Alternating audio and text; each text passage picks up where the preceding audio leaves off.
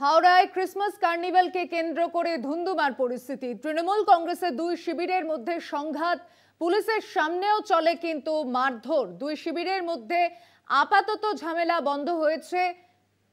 মন্ত্রী তিনি ঘটনাস্থলে গিয়েছেন, তার প্রতিক্রিয়া শুনছেন।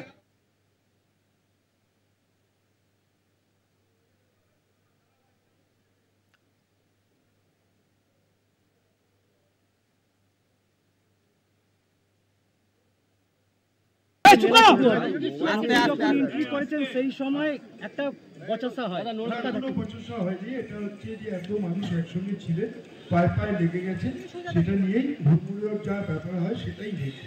এটা আমাদের এটা যদি আপনারা যেভাবে ব্যাখ্যা করতে পারেন, এটা এত মানুষ একসঙ্গে ছোট্টকে আমি আসলে একদিক থেকে মনোজ, একদিক থেকে ডক্টর সুজয় চক্রবর্তী দুজনই আসছিলেন, পায়ে পায়ে লেগে গেছে, যা হয় একসঙ্গে হুড়মুড়িয়ে গিয়ে পড়েছে।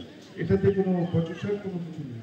আমরা সবাই এক এবং সেটা আপনারা দেখছেন যে আমার একদিকে তার দিকে ডক্টর সুজয় চক্রবর্তী বাদিকে আমরা একসঙ্গেই মেলাকে সাফল্য মণ্ডিত করব। কালকেই দেখা গেছিল গতকাল সন্ধ্যায় যে ঘটনাটা ঘটেছে, তারপরে মেলা প্রাঙ্গণ বন্ধ। আমাদের পরিবারের ঢুকছে সেটা অতীত, আমরা কাজ করি। কিন্তু আজকে দেখা গেল আপনার